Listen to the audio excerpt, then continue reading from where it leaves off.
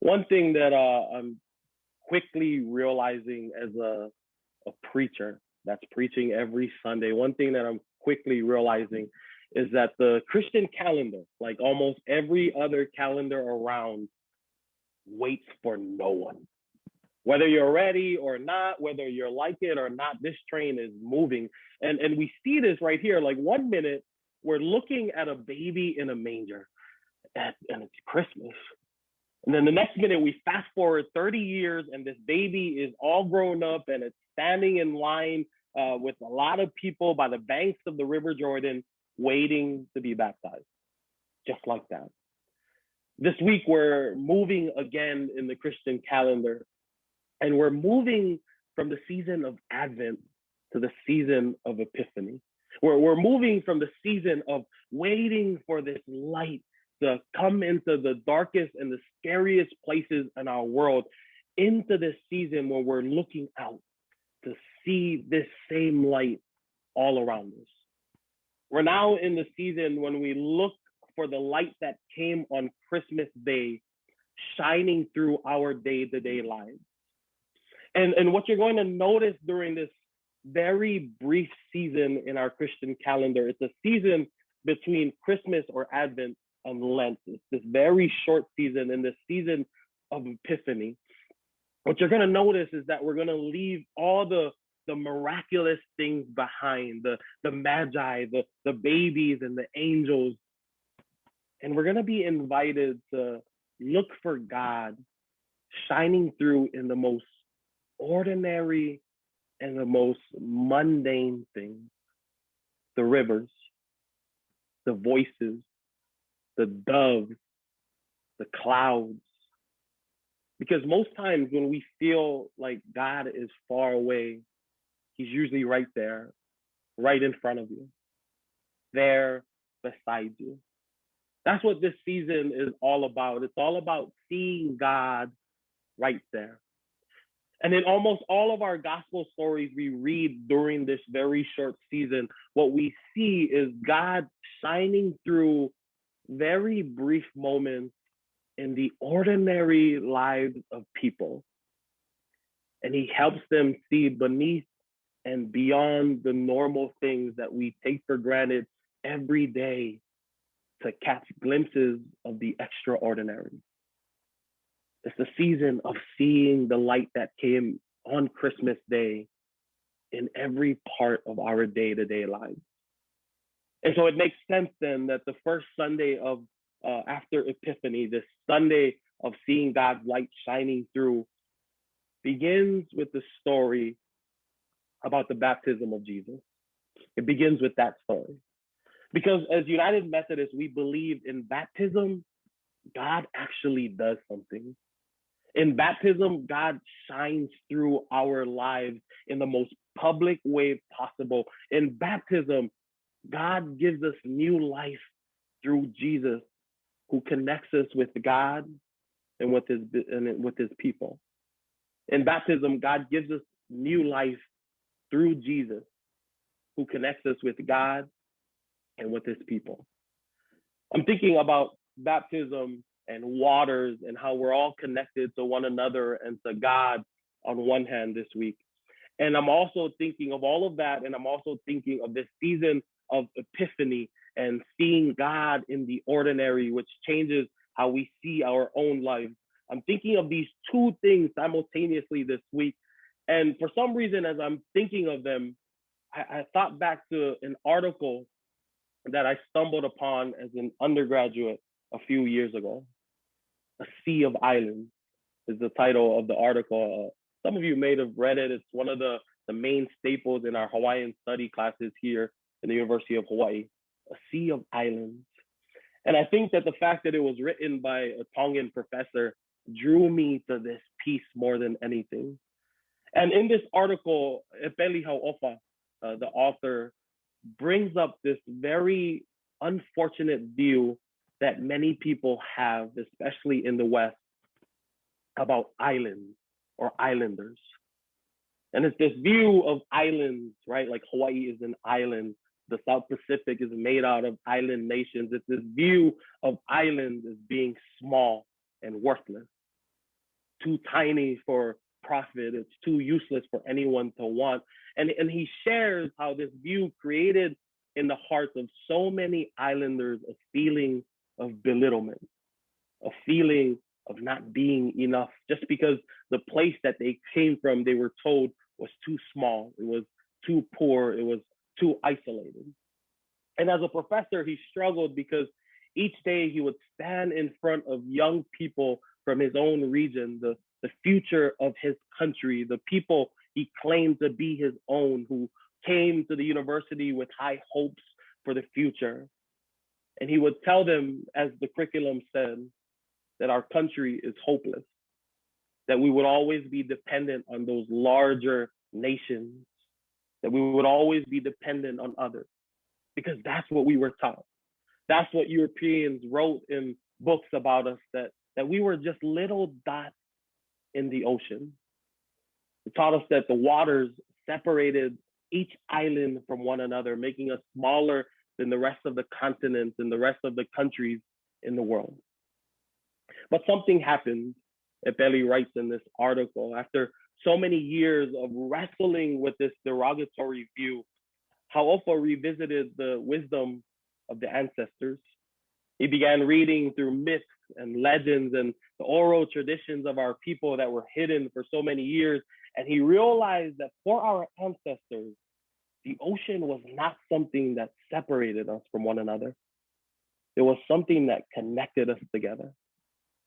He realized that for our ancestors, that we in the Pacific and island nations everywhere, that we are not little islands in a far sea, as we were told for so long, but that we were a sea of islands. The waters don't separate us, they connect us. They connect us to one another and to every living organism, every living thing that is in our island and in our sea. And this new perspective, it became so powerful, not only in academia, where it has become the primary view of Oceania today, but also for islanders like myself, and the way that we view ourselves and our worth in this world. The waters connect us. How revolutionary this new idea was, that no longer were we little scattered islands in the far sea, but we were a sea of islands. The waters connects us, and this connection has changed how we see ourselves and how we live in this world. This is what I thought about when I thought about the waters of our baptism, right? It's waters that connects us to one another and to God. It's waters that open our eyes to this revolutionary way of living, this new way of doing life. No longer are we living in the small and the worthlessness. No longer are we living in the old and the insignificant. But going through these waters, we are cut off and worn out. But by the washing of these waters, we become connected. And we come out on the other side with this new calling for our lives. You see, when we see that the waters connects us, we see our lives with a whole new purpose. That's why in baptism, God gives us new life through Jesus Christ, who connects us with God and with his people. The waters connects us, and it makes us new. It gives us new life, new vision, new beginning with Christ. Throughout the Hebrew scriptures, untamed water is seen as something that is dangerous. It's seen as something that gets in the way of where we want to go. And every time someone comes out of the water, they're always ushered into something new. When the world was flooded by waters, everything wiped out. God saves Noah and his family, who float through the waters, step onto dry land, and they become humanity with a fresh start, a new beginning. God makes a way out of the waters into something new. When the Israelites were being chased by Pharaoh and his army, a story that we're all familiar with, it seemed like they had nowhere to go. There was an army behind them, and there was a body of water stopping them from going forward. What does God do? God saves his chosen people by leading them through the waters, out of slavery onto dry land and into a new beginning. They come out of the waters no longer slaves, no longer property, no longer burdened and stressed. And again, God makes a way out of the waters for something new. We see this again before Joshua and the Israelites can finally enter the promised land after 40 long years in the wilderness. What do they need to do? They need to cross through the waters. The Jordan River is in their way, and they have no way around it. And so God makes the waters of the Jordan River stop flowing upstream, and the people pass through the waters of the Jordan into the promised land. And finally, they get to their destination after all of these years. They get there, but not before going through the waters. God makes the way through the waters into something new, a promised land, an abundant beginning. And after so many years of suffering and pain, they finally made it. And when you read the Hebrew scriptures, you see the same pattern going on and on again. There's stress and chaos, and then there's salvation through the waters that leads the people into something new, into a new beginning. There's chaotic waters at almost every stage of Israel's journey. No matter how hard they try, they're always finding themselves in life-threatening, uncomfortable situations. They're flooded to their necks everywhere and always in every generation. No matter how many times God saves them, life happens. Some situation arises that has them wanting, needing to be saved, to be rescued. You read these scriptures and you see they're always back in the deep waters of pain and misery. And God leads them through these things into something new. And this repetition happens over and over again in their history. And it builds up this anticipation as you're reading through the scriptures and you're seeing this pattern over and over again.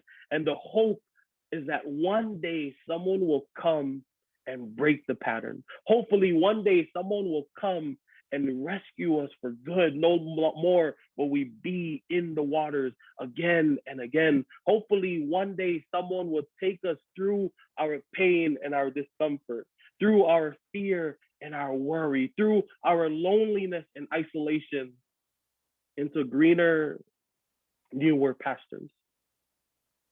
And you can see how this drama brings us to Jesus. All of the Gospels highlight the same story that we have with us today. Jesus goes into the waters, just like the Israelites went into the waters at the Red Sea, just like Noah was floating in the storm waters of the flood. Now Jesus goes into the waters. And then it's not just any waters, but the waters of the Jordan River. The same waters that Joshua and the Israelites went through to get to the promised land, flowing with milk and honey, the new beginning that they've been walking towards all their lives. Jesus goes into that same water. And when he comes up out of the water, we're told that the heavens tore apart, the heavens ripped open, and a voice from heaven says, "You are my son, with whom I love. With you, I am well pleased." And in your reading this, it's almost like everything comes together at this very moment. Jesus goes into the waters, and when he comes up, it's like through him, the promise of healing and hope, the promise of new life, the promise that God will make a way out of the struggle and pain in the world is opened once and for all. The heavens have opened. When Jesus comes out of the water, he ushers in this new beginning that's free from sin, that's free from burdens, that's free from worry, free for all those who believe in him. I'm thinking about this week, and I'm thinking, what does all of this theology mean for us? What does it mean in my life, all of this, and why should I care?